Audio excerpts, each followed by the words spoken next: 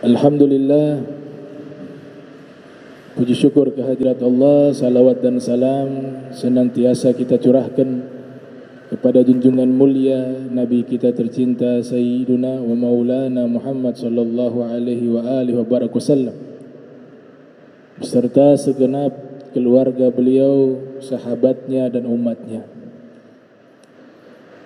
Kita sampai di hadis yang diriwayatkan oleh Shaddad bin Aus. Shaddad bin Aus menyatakan Rasul sallallahu alaihi wa alihi wa barak wasallam bersabda, "Inna Allaha katabal ihsana ala kulli syai'in, fa idza qataltum fa ahsinu qitlah, wa idza dzabhtum fa ahsinu dzibhah, wal yuhidda ahadukum syafratahu wal yurih dzabihatah." Hadis diriwayatkan oleh Imam Muslim di dalam sahihnya. Hadis tersebut Nabi sallallahu alaihi wa alihi wasallam menyatakan, "Innallaha katabal ihsana." Sesungguhnya Allah Subhanahu wa taala mewajibkan atau menetapkan perbuatan baik terhadap segala sesuatu. Al-ihsan artinya perbuatan baik. Orang yang melakukan perbuatan baik di dalam Al-Quran disebut dengan muhsinun, bentuk jamaknya. Muhsinun, orang-orang yang berbuat baik. Bentuk mufradnya muhsin. Nah, kami sudah teliti di dalam Al-Quran, perbuatan-perbuatan yang baik itu mendatangkan rizki.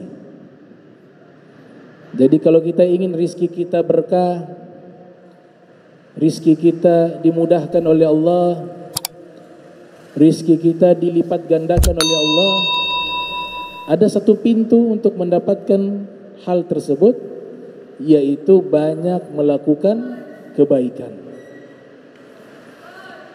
Rizki bentuk mufrad dari jamaknya arzak. Kalau rizkun satu, kalau arzak banyak rizki. Para ulama pakar bahasa Arab seperti As-Sayyid Muhammad Murtada Az-Zabidi dalam kitabnya Tajul Arus min Jawahiril Qamus, juga pernyataan Sahibul Mu'jamul Wasit, dan juga pernyataan Al-Lughawi Ibnu Manzur dalam kitabnya Lisanul Arab, ketika menjelaskan makna rizkun, arti daripada rizkun itu secara bahasa artinya huzzun wa nasib. Huzzun artinya bagian, nasib juga artinya bagian.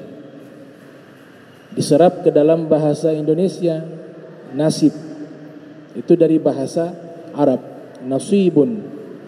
Dan nasib itu makna dari rizki secara bahasa, secara etimologi.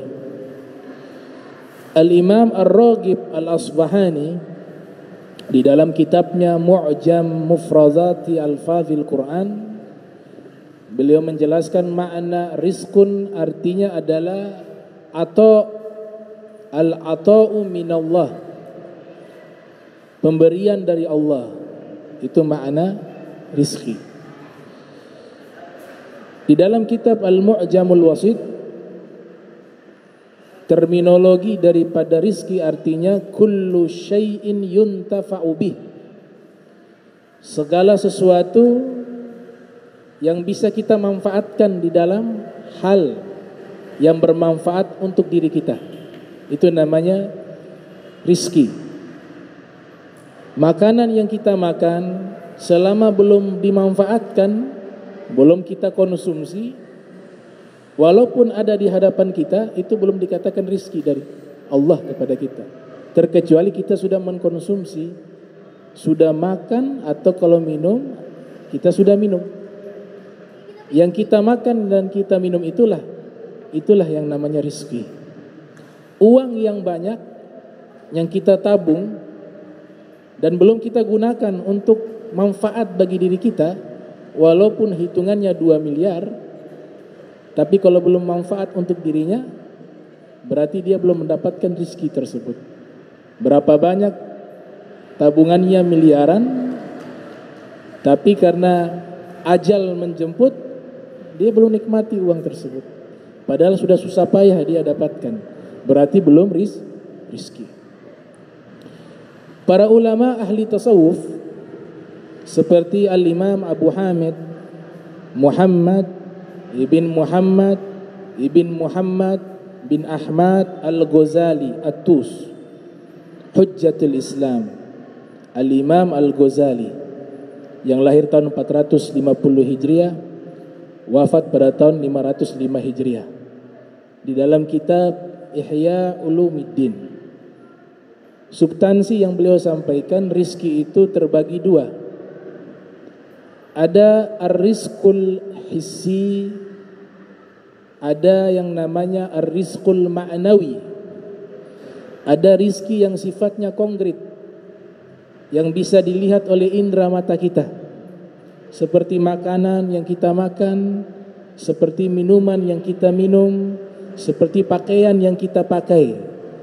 Ini rizki yang Allah berikan kepada kita, yang bisa kita lihat dengan mata dan bisa kita raba dengan tangan kita, dan bentuknya nampak oleh kita.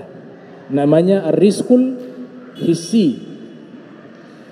Ada ar-rizqul ma'nawi, rizki yang tidak nampak, abstrak, tidak konkret, yaitu keimanan kepada Allah dan Rasulullah, cinta kepada Allah dan Rasulullah, khusyuk di dalam ibadah, ilmu yang Allah berikan.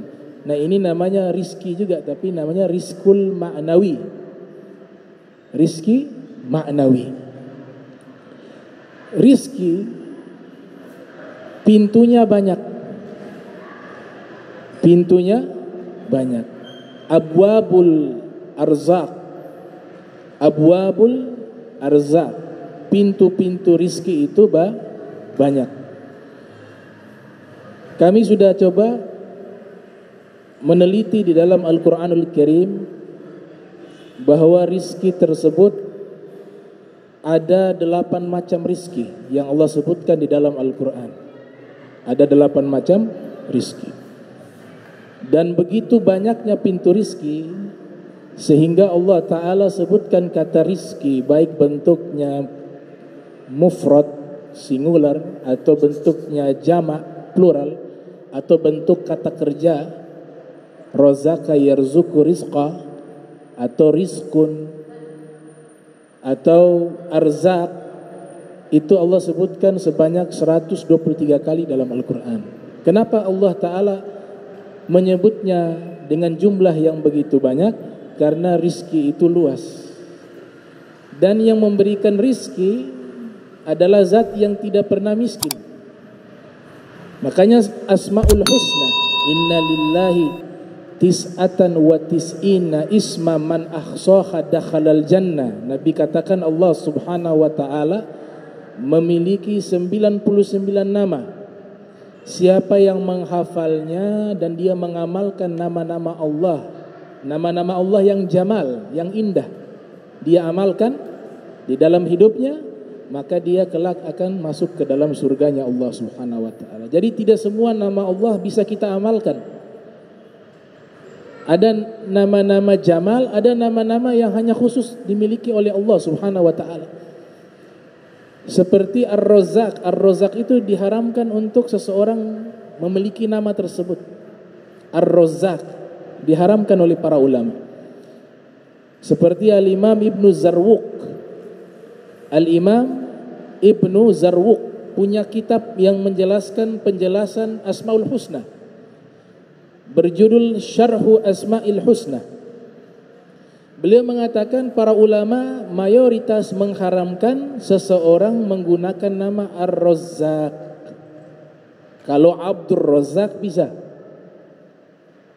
Abdur Razzaq, tapi khusus namanya Ar-Razzaq.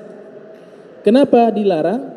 Karena yang memberikan rizki itu mutlak adalah dari Allah Subhanahu wa ta'ala. Semuanya itu perantara. Tapi hakikat rizki semuanya berasal dari Allah Subhanahu wa ta'ala, Ar-Razzaq. Nah, kemudian sifat-sifat yang tidak boleh kita gunakan, nama-nama Allah yang haram kita gunakan seperti Al-Kibriya'u. Al-Kibriya'u itu apa? Sombong, besar. Itu sifatnya Allah. Kalau dinisbatkan kepada Allah, memang Allah berhak memiliki sifat tersebut. Tapi kalau manusia mengambil sifat itu diharamkan. Karena penyakit sombong. Jadi nama-nama Allah yang disebutkan oleh Izzuddin ibn Abdissalam, Sultanul Ulama, punya kitab berjudul Syajaratul Ma'arif. Di situ beliau mengatakan bahwa kita yatakhallaq, seseorang jika dia ingin berakhlak dengan nama-nama Allah, dengan Asmaul Husna, maka dia menggunakan nama-nama Allah yang indah. As-Sabur, Al-Halim, itu boleh. Maha penyantun, Maha penyabar, Maha pemaaf. Ini sifat-sifat Allah yang boleh kita gunakan. Kalau kita amalkan sifat-sifat Allah yang indah, yang baik, kata Nabi Muhammad SAW, maka memudahkan dirinya masuk ke dalam surganya Allah Subhanahu wa ta'ala. Nah, ini beberapa hal tentang rizki.